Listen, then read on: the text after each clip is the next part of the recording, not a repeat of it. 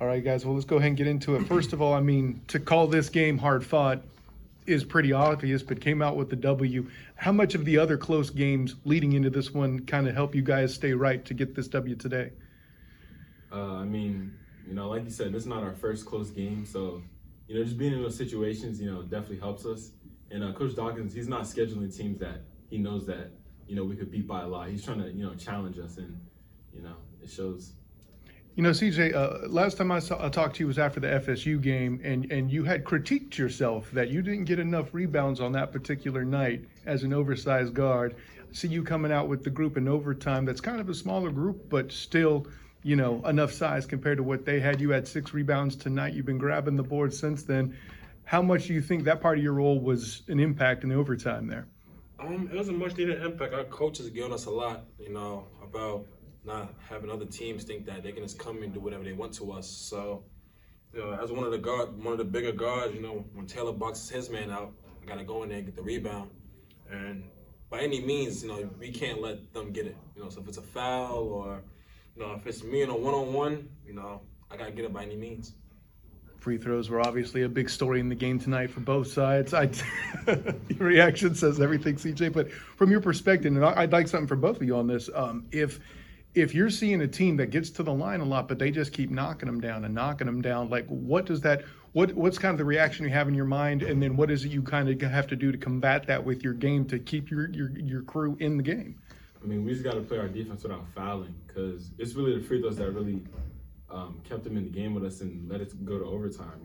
Like you said, they were knocking down like pretty much all their free throws, and I think it was the first 12 or something like that. Yeah, it definitely makes the game a lot harder. Free throws, we gotta play defense without fouling. I'm looking at one guy shot 13 for 16. It's just like, wow, he shot that many free throws. So we just gotta be disciplined and fundamentals. Just, I don't know, just play solid defense. I'm actually kind of lost for words right now. I gotta hear what coach has to say about it. Yeah, to get some knowledge from him. To be honest, I'm gonna ask him too. We'll both be educated that way. But with all that in mind, guys, let's take it here. And I think you both had moments later in the game, in the middle of the second half, call it that, where you both got fouled beyond the arc, and then you stepped in and you knocked down the threes, all 3 free throws. How big was that for kind of the momentum to get you guys back going in a place where, you were going to kind of look like you were going to take the game there for a bit? But what did that do to, you're watching them make all these free throws, then you guys go in and do yours. That kind of provide a spark for you guys? Yeah, definitely, because, getting fouled on the shot, like, you're not making it. So you got to, it's free throws. So you have to knock those down to get points. And, that makes the game, it makes the game harder on the other team as well. So. And in your case, Taylor, you didn't have many misses on the sheet here, and I'm going to steal a bit of something I've heard that your teammates say in the past about there are nights where you just got to let the game come to you and kind of feel like it was your night. I think I'll look here real quick. You only missed 1 field goal on the evening. Let me ask you this, because there was a particular play, your second 3, you scored the first 6 points for the squad to kind of get the scoring going, but the guy had attempted to steal the ball, then you dribbled it behind your back and loosed that 3. Did that give you that spark? You're like, yeah, I'm feeling it today after you hit that shot? Yeah, I would say so. Yeah, because that was like my second one in a row, I'm pretty sure. Mm-hmm. So yeah. Taylor, CJ, were there any challenges that Samford gave you guys and presented themselves, and how did you overcome those? Can you repeat the question? Were there any challenges that Samford presented, and how did you guys overcome those and adjust to that? Well, they were a high offensive team, and they did a lot of ghosting screens and a lot of dummy actions. So you had to really be locked in for most of the time. I think me and him messed up before going into overtime on a play, and the guy got a wide open 3. We're all like, how did he get open? So they did a good job doing a lot of misdirections and slipping out of screens, setting screens. Shout out to them. Hats off. A great team. What was it that you feel like was the difference for you guys as far as what did eventually get you the W? Obviously, you hit some big shots late. Both of you had big plays in there. You had the and one. CJ, Taylor, you made the steal that set up the final 2 that Jalen Young knocked down at the free throw line there. From your perspective, what was it you guys were able to leverage in your skill set to kind of eventually seal that game up for you? I feel like it's like a mindset. We just, play tougher, and the tougher team always wins. So, Going in overtime, we felt like, it shouldn't have even gone to overtime. It only got to overtime because we felt like we gave them too many free throws. But, just locking in and playing tough in that overtime, and, I ended up grinding it out. You matched that, CJ, or you got something else to add there? I agree. Okay, that's fair. I just want to make sure. I heard you say I want to make sure you get your shot. Yeah, for sure. Taylor, CJ, obviously finals are around the corner. How are you guys, being student athletes, balancing that out, prepping for games? It sucks. I got two today, so it's just like I want to go to sleep, get some rest, get something to eat. But I got 2 finals to study for, so the life of a student athlete.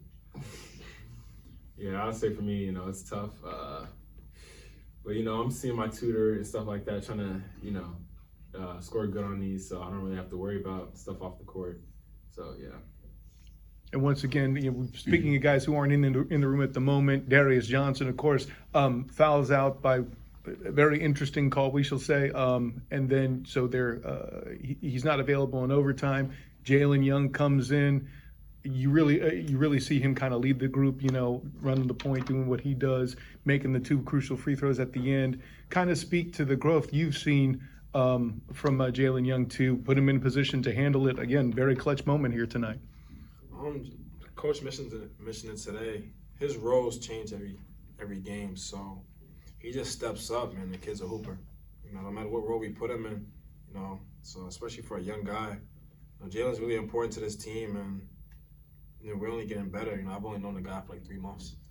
So we're still a young group. I mean, a new group. So, shout out to Jalen. And Taylor, you and I talked about you and Darius kind of developing a chemistry. What has that process been for you and Jalen too, especially since he had to take over as much time as he did with Darius getting hurt? I mean, definitely my relationship with Jalen, on the court, has definitely improved a lot since we've been able to play a lot. But off the court as well, because he's also my roommate. So us playing together it's pretty good. And then Darius coming back, I'm learning to play with him a little bit more, and yeah. Okay, well, since he's your roommate, over or under 3 high fives before the night is out for this win? Over. Hey guys, one last question. What do you guys want to take from this game and improve as you face your next opponent? Not fouling. But probably it would be just more communication on defense. We can tighten up everything from offense to defense, but just talking about defense right now, just communication, just keep tightening up everything. We're a good defensive team, and we know we can do way better. So just communication, coming together on ball screens, and just making sure we have all of our coverages tighter. Yeah, pretty much the same thing, playing defense without fouling. One more from me, guys. As far as this, you got a whole week before you got the next game at home, at least coming in. Is that something that I mean, obviously you probably got other stuff going on between their finals, among other things, sure. But with that in mind, being away from the home court that long, what's kind of the mentality, kind of getting ready through that? Gotta lock it in practice. We take one game at a time, but in practice, we have a thing that iron sharpens iron. So we gotta lock in these next couple of practices and continue to get better. Yeah, it's a stretch off, but the work doesn't stop because there's a whole bunch of other teams that want what we want too. So in practice, you just gotta take it serious and just lock in. Well, as a veteran guy as you are, what's the piece of iron in practice that sharpened you the most this year so far? What's sharpened my iron the most? It's a good question. None of these guys can guard me. Now let me stop. I'm just battling with these guys every day, man. Coach will always say our strength is our numbers, and we all go at it. One moment I'll be guarding Jalen or DJ or IT or PJ or his brother Tyler. So it's like there's never a dull moment in practice. You always have to be prepared because anybody can get the best of anybody. That day. Well, thank you guys. All right. Thanks, gentlemen. Don't quote me on that. Hey, thanks very much, guys. Congratulations. Thank you.